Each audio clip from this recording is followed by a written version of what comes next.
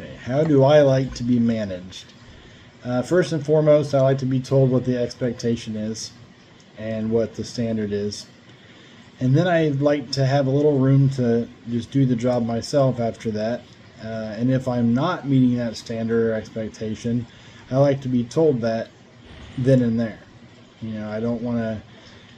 I'd prefer they don't wait till 3-4 months down the road and then tell me, well, you really haven't been doing things the way we wanted to, or you really haven't been meeting the standard. Just let me know then and there so I can fix it and do it how you want it done. Why did I choose this career field? First and foremost, I love interacting with people, and I feel I have the creativity and personality to do that well, especially in the hospitality industry. I feel I'm great at having these interactions with people that kind of, surprisingly good interactions, memorable customer service experiences that brings people brings people back again. For example, when I was serving at the restaurant, if they happened to mention it was a birthday or maybe an anniversary, or if they just told a funny story while I was standing there at the table, I always like to do something to tie in with that. Even maybe bring out a little dessert if I'm able to, and if not, at least on their box at the end, if they're taking food home, I might draw a little birthday cake or happy birthday or something like that. I always try to do something to make it memorable and special. Where do I see myself in 5 years? In 5 years, I'd like to be running the customer experience department of a resort or maybe a theme park. I feel I have a unique insight into some of those things that might be overlooked. My wife has severe Crohn's disease, so she has some unique challenges sometimes when you go into a place like a resort or a theme park. Maybe you can't stand in these lines for hours because you need access to a restroom, or you need adequate places to sit or get water. Some places won't let you bring food into them, and that might be something that there might be some things that people have to have with them, food or drink wise, because of medical conditions. And so those are things that I think are overlooked that I would really be tuned into. And also, we've had some bad experiences. On our honeymoon, we were staying at a resort, and my wife cut her foot open on a bolt that was sticking up in their swimming pool. And instead of patching her up and apologizing and maybe comping us something for our troubles, they tried to make us buy Band-Aids from the gift shop. And so things like that, I just think are absolutely terrible, and I couldn't believe that it was happening. So then you have a already bad situation that was just made 10 times worse. So needless to say, we're in no hurry to get back to that place. And so for things like that, just all in all, the attention to detail, thinking of all the different scenarios, I just think I would be really great at running a customer experience department. A conflict in how I handled it. So back when I worked as a warehouse manager at A4, the powers that be decided it would be a great idea, because they weren't having success hiring new Lyft drivers. They decided to be a great idea to hire new Lyft drivers at a higher pay rate to try to entice people to come take those jobs. The problem is they didn't feel it necessary to also raise the pay rate of the Lyft drivers we already had. So essentially you had brand new people off the street getting hired in at a higher pay rate than ones that had been there, 1 or 2 years already.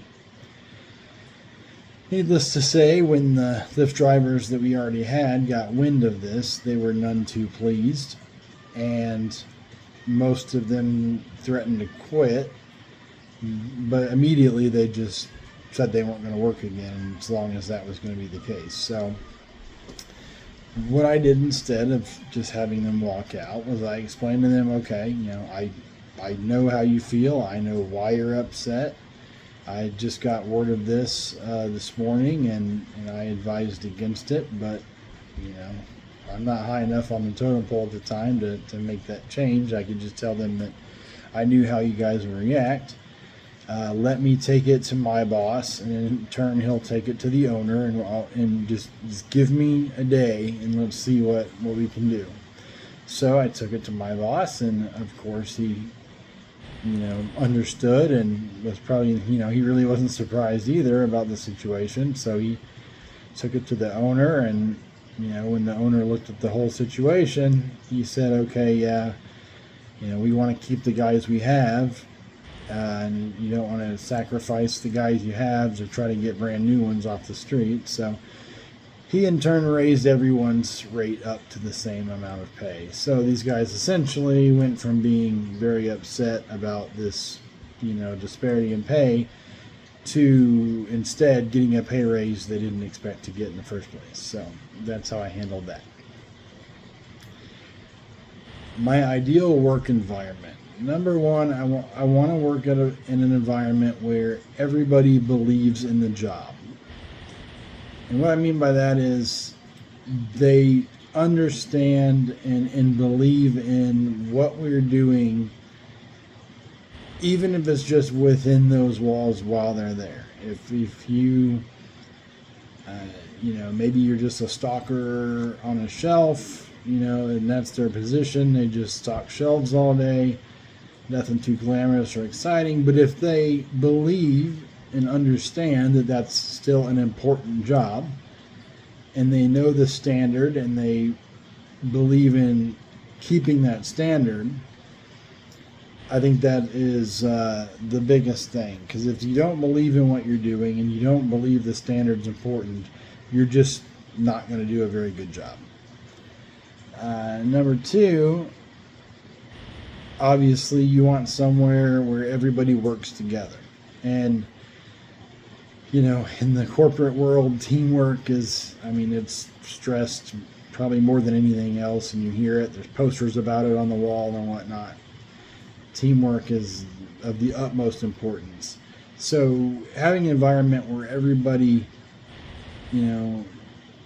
yes, they have their areas of things that they usually take care of, but the main thing is they look at it like, okay, here's the work, and we're all going to kind of chomp away at it until it's all done. And then once it's all done, we can all relax together. We can, go back to having a good time until the work comes again,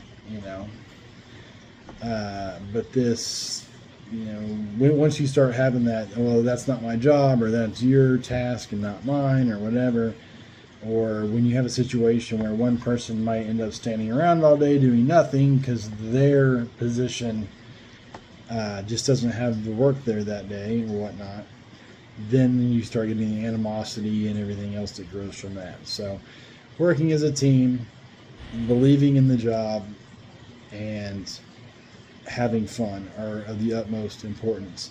And the last thing is, I really want to work at a place where people are rewarded for that hard work.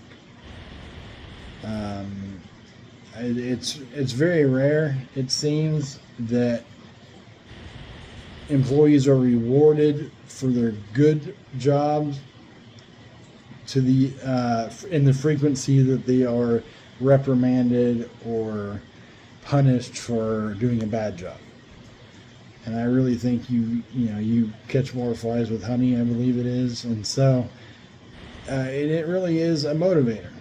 If you do a good job and you're rewarded for it, you're more likely to do a good job next time. If you don't do a great job and you're punished for it, and it feels like all the time you're getting punished for this, that, or the other, and never rewarded for what you did good, then it just kills your motivation, it kills your spirit, and it makes for a unhappy work environment. So that's the last main thing I'd say in a work environment that I want, is to be able to reward people for a job well done.